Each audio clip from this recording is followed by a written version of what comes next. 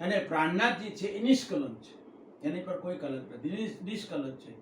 હવે બંને જ્યારે ભેગા થાય ત્યારે વિદ્યાભિનંદન નિષ્કલંક બુદ્ધ અવતાર જાહેર થાય, જેને નિષ્કલંક એટલે કે નિષ્કલંક કલ્કી અવતાર કહેવામાં આવે છે. તો કલ્કી અવતારનું જે સ્વરૂપ દેખાડ્યું છે વેદોમાં ને બધામાં, સફેદ ઘોડો હોય છે, સફેદ ઘોડા પર અસવારી કરેલી હોય છે, અને એને નિષ્કલંક બુદ્ધ અવતાર કહેવામાં આવે છે. તો આ પ્રાણનાથજી છે એ નિષ્કલંક બુદ્ધ અવતાર તરીકે જાહેર થયા હરિદ્વારની અંદર. કેવી રીતે? તો કે બધા શાસ્ત્રોનો નિચોડ એમણે જાહેર કર્યો, બધા શાસ્ત્રોના અર્થ એમણે જાહેર કરી, પછી પોતાની વાત જાહેર કરી, જુઓ તમારા કરતા અમે આટલા 2 ડગલા આગળ છીએ, તમે 52માં આવો છો, અમે 52ની બહાર છીએ, આગળ છીએ. એટલે આ એમણે પછી વિદ્યાભિનંદન નિષ્કલંક બુદ્ધ અવતાર જાહેર. શાસ્ત્રમાં લખ્યું છે કે જ્યારે નિષ્કલંક બુદ્ધ અવતાર જાહેર થશે ત્યારે એ તે સમયે 11 મહિનાનું વર્ષ હશે. આપણું વર્ષ 12 મહિનાનું હોય છે, ક્યારેક 13 મહિનાનું હોય છે, પણ 11 મહિનાનું કોઈ દાડ નથી હોતા. તે સાલ સંવત 1735ની સાલ, ત્યારે 11 મહિનાનું વર્ષ હતું. 6 માસ 11 મહિનાનું વર્ષ હતું. ત્યારે બીજું ધૂમકેતુનો તારો ઉગ્યો હતો, ધૂમકેતુનો તારો પણ ઉગ્યો હતો, અને 1600ની શાખા પૂરી થવાની, 1700ની બેસે 1600ની શાખા પૂરી થવા. આ બધા જ પ્રકરણો ભેગા થયા ત્યારે એમને હરિદ્વારની અંદર નિષ્કલંક બુદ્ધ અવતાર જાહેર કર્યા. આપણે નથી જ કર્યા, પબ્લિકે કર્યા, જે લોકો સંતો બધા હતા એમણે જાહેર કર્યા, અને એમણે પ્રાણનાથ નામ આપ્યું. પ્રાણનાથ નામ કોણે આપ્યું છે? આપણે નથી આપ્યું, બીજા સંપ્રદાય વાળા પેલા લોકોએ આપ્યું છે. જો પહેલા નામ ઇન્દ્રાવતી હતું, દેવચંદ્રજી મહારાજે ઇન્દ્રાવતી નામ, મા બાપે અને મહેરાજ ઠાકુર નામ આપ્યું. સમજી ગયા? ઇન્દ્રાવતી નામ કોણે આપ્યું? દેવચંદ્રજી મહારાજ. એટલે એમણે રાસ પ્રકાશ ખટૃતિ કલશમાં બધા ઇન્દ્રાવતી જ લખ્યું છે, ક્યાંય મહામતી નહીં, ક્યાંય પ્રાણનાથ નહીં, ઇન્દ્રાવતી જ લખ્યું છે. જે ઇન્દ્રાવતી હતા. પછી મહામતી ક્યારે બન્યા? સુરતમાં મહામતી બન્યા. કેમ? સુરતમાં કેમ બન્યા? તો એના વિશે આપણે જો થોડુંક આ મોડું થાય પણ સમજવું જરૂરી છે. સુરતમાં મહામતી બન્યા, વિતકમાં આવશે આગળ, આ વાત વિતકમાં આવશે, છતાં આપણે કહી દઈએ અત્યારે વાત નહીં કરી શકો. તો સુરતની અંદર પ્રાણનાથજી 17 મહિના રહ્યા, 17 મહિના રહ્યા છે, અને જોરદાર વાળાનો નથી, 17 મહિના રહ્યા. ત્યાં આગળ શું બન્યું કે ત્યાં આગળ વલ્લભભાઈ, મોહનભાઈ, બદ્રીભાઈ, ગોવર્ધનભાઈ, આ બધા ત્યાં, સોમાભાઈ, બધા ત્યાંના સુંદર સાથ છે, બધા વૈષ્ણવો છે, કોઈ સુંદર સાથ નહીં, બધા વૈષ્ણવો છે. પણ આ 17 મહિના રહ્યા તો જે બધા વૈષ્ણવો હતા એ બધા વૈષ્ણવો જોડે એમણે શાસ્ત્રાર્થ કર્યો મોહનભાઈની હવેલીમાં. એ મોહનભાઈની હવેલી વિશે તમારે વધારે સમજવું હોય, વધારે જાણવું હોય તો વર્તમાન દીપકમાં બહુ સરસ લખી, બહુ વાતો સરસ લખી છે. એ મોટી હવેલી છે, નાવ છે, કેવા કેવા શાસ્ત્રો થયા, અને બદ્રીએ શું પૂછ્યું, વલ્લભભાઈએ શું પૂછ્યું, બધી બહુ, અને એના જવાબો કેટલા આપે એ બધું સરસ છે.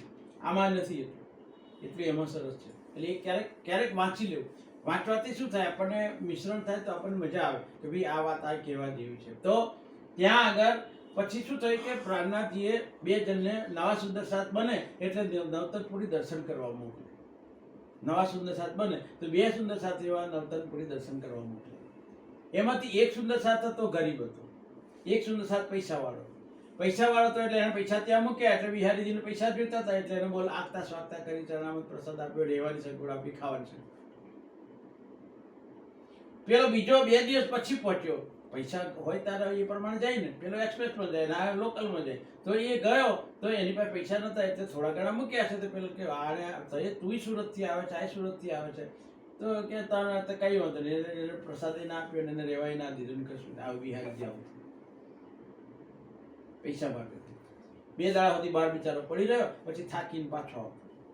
પછી પેલો જે હતો એની જોડે એને પત્ર લખ્યો. કોણે?